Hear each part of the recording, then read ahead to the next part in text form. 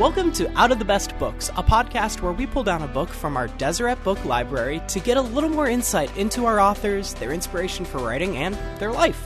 I'm Cole Wissinger. And I'm Sarah Collins, and we are your hosts. Today, we have author Stephen Collis to talk about his most recent book, Habits of a Peacemaker, 10 Habits to Change Our Potentially Toxic Conversations into Healthy Dialogues. Stephen is a law professor at UT Austin, an accomplished public speaker, and of course, an author. Hi, Stephen. How's it going? Great. Thank you for having me. Glad to be here. Thank you for coming. How's it been coming out in Utah? It's wonderful, but very, very busy. It's kind of been a nonstop whirlwind of TV interviews and lectures and meetings and book signings. Okay. That's good. What's been the best? What's been the most surprising? Last night at BYU, we had a student gathering that was just bursting out of the room. Way more students than the room could hold. I thought that was really wonderful. Make you feel like $1 million. Yeah, that's right. Right for you. But more importantly, it was a lot of students interested in peacemaking. It wasn't me that drew them. They were excited about the topic. I think they were hungry to learn how to have productive conversations about hard topics, and that's why they came. That's amazing. So let's nail in on that, right? Start with the title of the book, and I'm going to read it, right? Habits of a Peacemaker.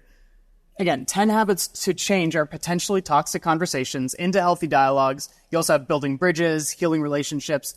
How do you bring all that together? Like, well, what's the... Sure. So I define a peacemaker in this book particularly as somebody who can have productive conversations about hard topics. And hard topics are not just political topics. It's our family dynamics. It's conversations we have at work, between spouses and in the home.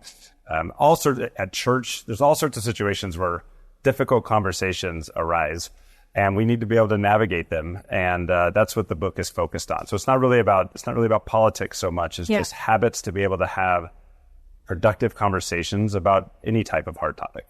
Yeah, that stood out to me, actually. The way that it was about any kind of hard topic, both like through political a lens, through other lenses as well. I want to know, what was the backstory? I have a hunch it has to do, maybe, is this on the heels of Peacemakers Needed? What was the backstory? What were you doing that led you to writing this book? Actually, so the idea for the book came out long before President Nelson's talk on peacemaking. That's amazing. Yeah. So I am a First Amendment law professor, and I travel all over the world talking about issues related to the First Amendment. So, First Amendment covers speech, religion, and the press, as well as the right to peacefully assemble and petition the government.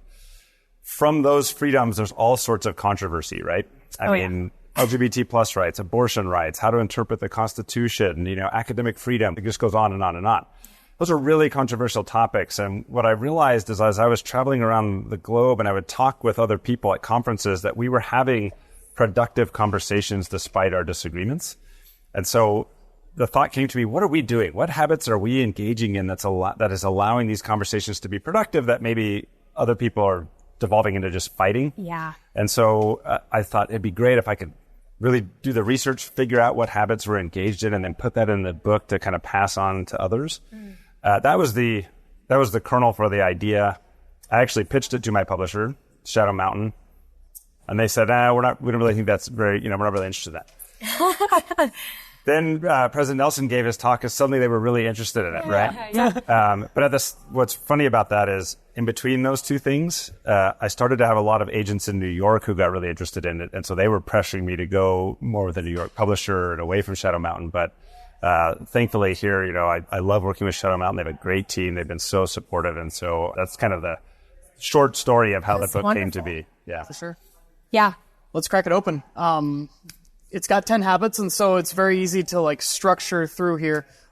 One of the parts that I bookmarked was especially in chapter 2, and I love just throughout the whole book, things built on each other really, really well. So chapter 1 is about how we don't really know anything, and then chapter 2 is telling us how we can learn some things, right? So dive a little bit more into this, how to gain knowledge, and you talk even towards the end of the chapter about how spiritual knowledge can be a part of that too. Yeah, so, it's important to emphasize that this book is for all audiences, right? And it's not just for Latter-day Saints, and it's for believers and non-believers alike. And so I had to be careful about ensuring I was kind of thinking about all types of people in that regard. So you're right. Chapter 1 is trying to convince us all that we really don't know anything. That's my whole goal with chapter 1, that none of us knows as much as we like to think we do. Yeah. Chapter 2 then was, then how do we actually acquire knowledge about things? And so I do talk about how to be aware of how we're being manipulated by technology, especially social media and smartphones, and how to understand how all that's happening. And then I move into, once we realize we're being manipulated, how do we then start figuring out how to actually gain knowledge about any given topic that's out there? And, a very simple bit of advice I give, or a habit that I think people can engage in, is whatever topic you're interested in, you start by realizing you don't know anything, even though you think you do. You realize you don't know anything.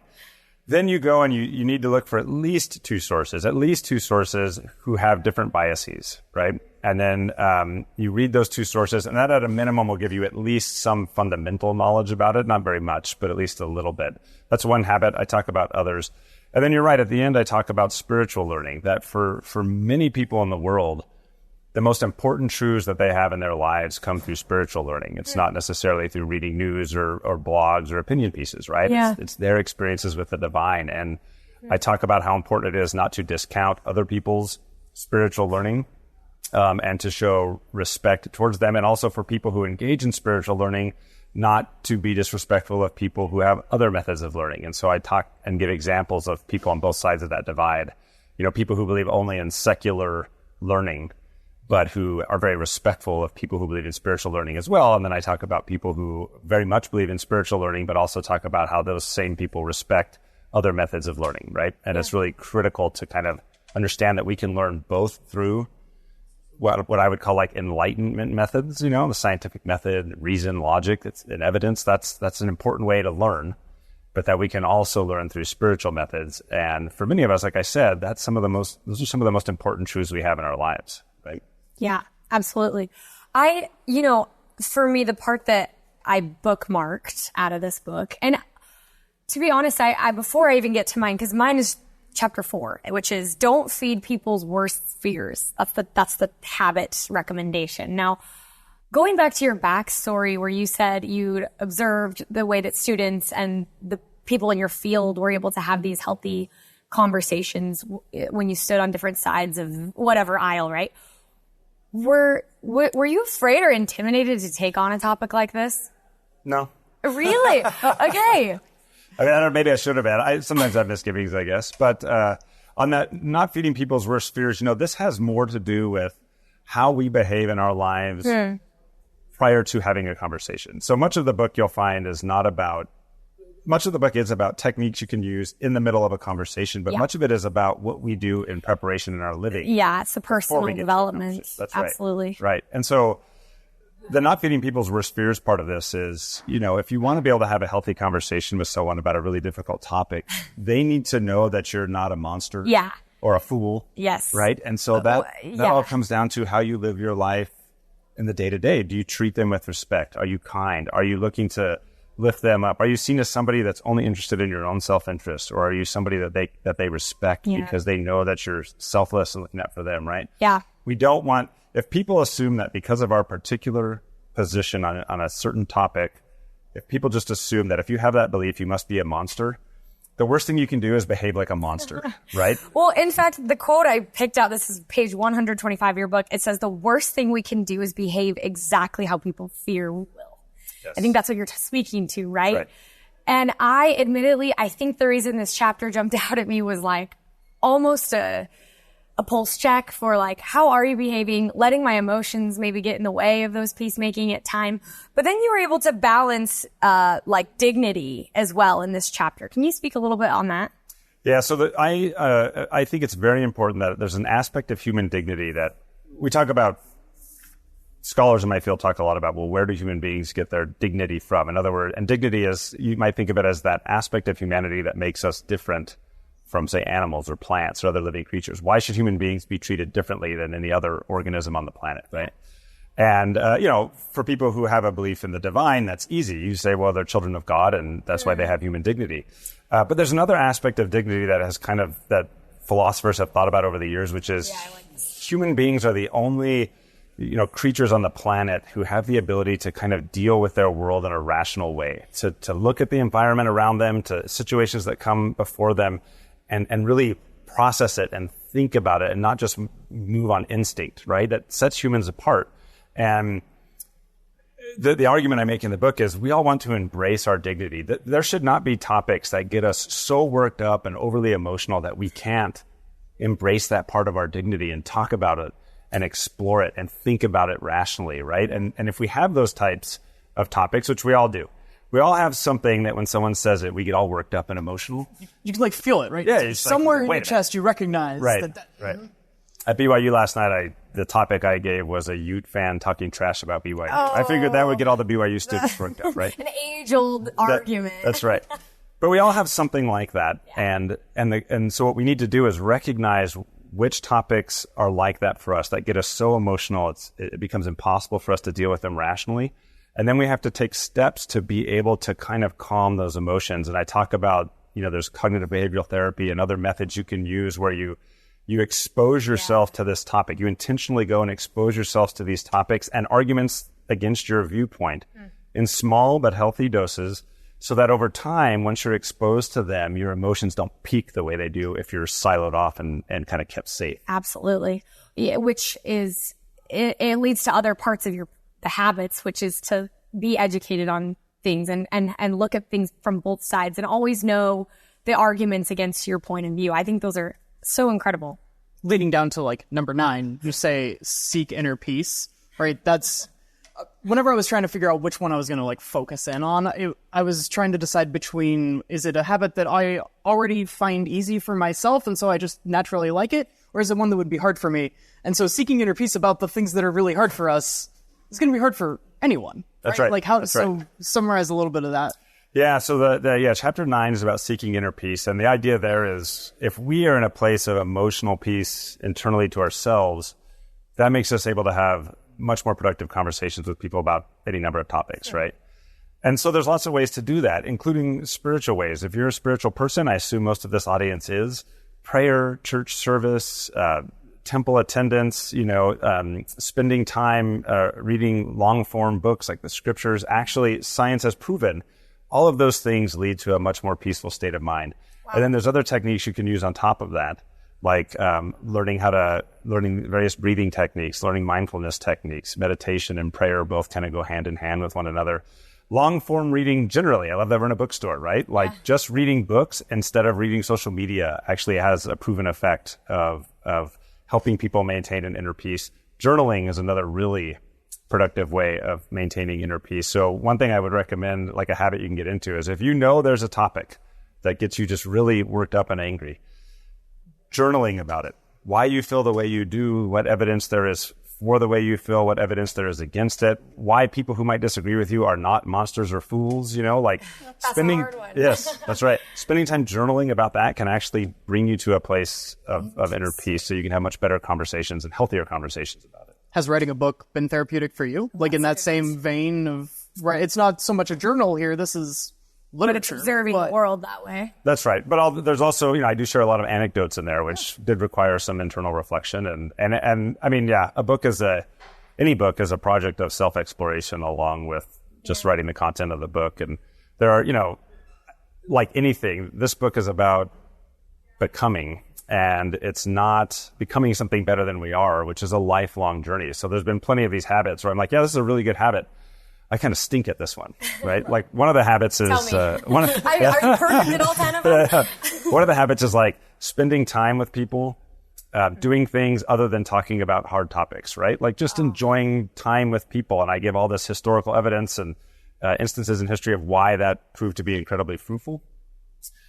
That's my hardest one. So there's a reason this is my profession. I like talking about like difficult constitutional problems and societal issues. It's my job as a professor. I just love doing it. And what I find is like most people don't really. They'd rather just like watch the football game and tell Steve to shut up. Yeah. So like I have to learn how to just hang out with people and not just want to sit there and talk about these issues that I find interesting. Okay, I'm cut from the same cloth because this is so interesting. It's been newly on my mind.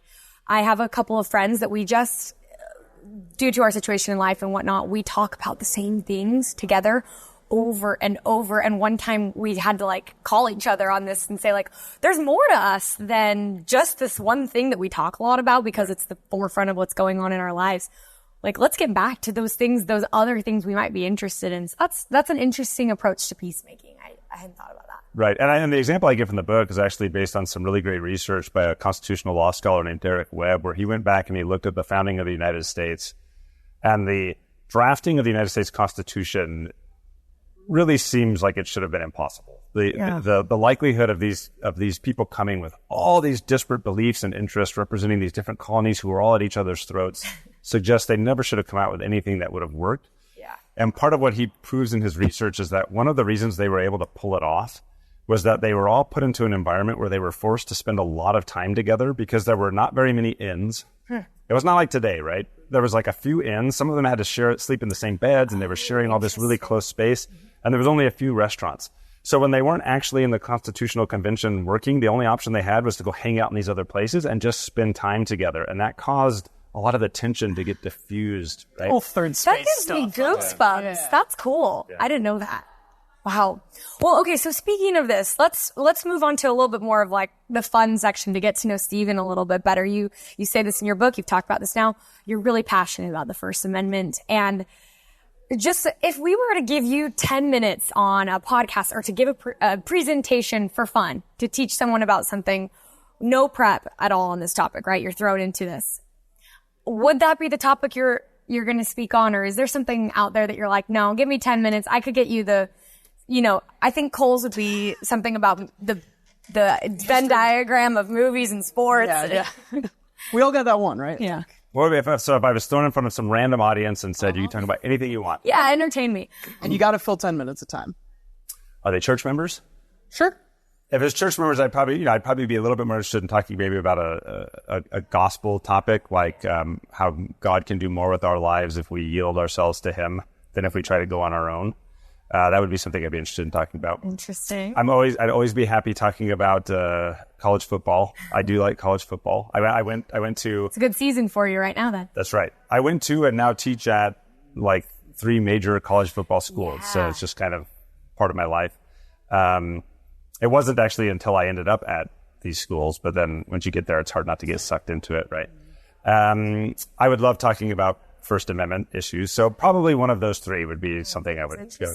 And maybe parenting. I'm very passionate about my family and parenting. So that's a good answer. Talking a little bit about that history, like as you've skidded through these different higher learning institutions, during your master's, you were an editor for an online journal of like literature. What do you really remember from that time? And is there a book or a letter or a poem from there that's still like you remember to this day? A lot of work by an author named Clint McCown, who was a professor of mine and who I really enjoyed, and I really enjoy his writing and learned a lot from his writing style. And then I just enjoyed, that was an opportunity to work with a lot of different types of writers. You have poets, short fiction, nonfiction, narrative nonfiction, and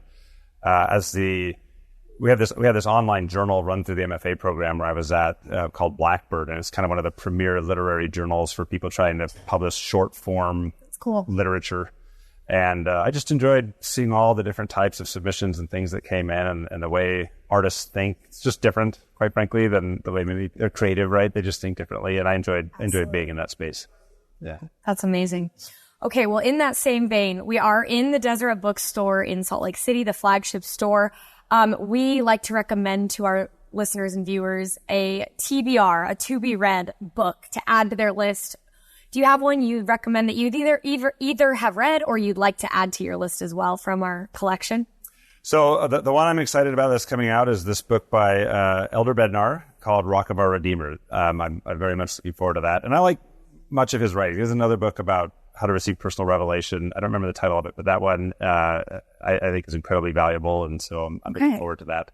We'll add those. That's great. Thank you. Also, I gotta say, everyone, like as soon as we sat down in the midst of these books, you were turned around and already I know, reading through like which Nibley books are sitting there. And I would read. I would read all these books by Hugh Nibley, and I have read a lot of them, but I would be happy to get more. I've never seen a book I'm not interested in. I've always think it's actually a problem. So at the University of Texas, at the law school, at least the faculty members get a pretty robust like research account, and you can just use it to buy books or travel or whatever.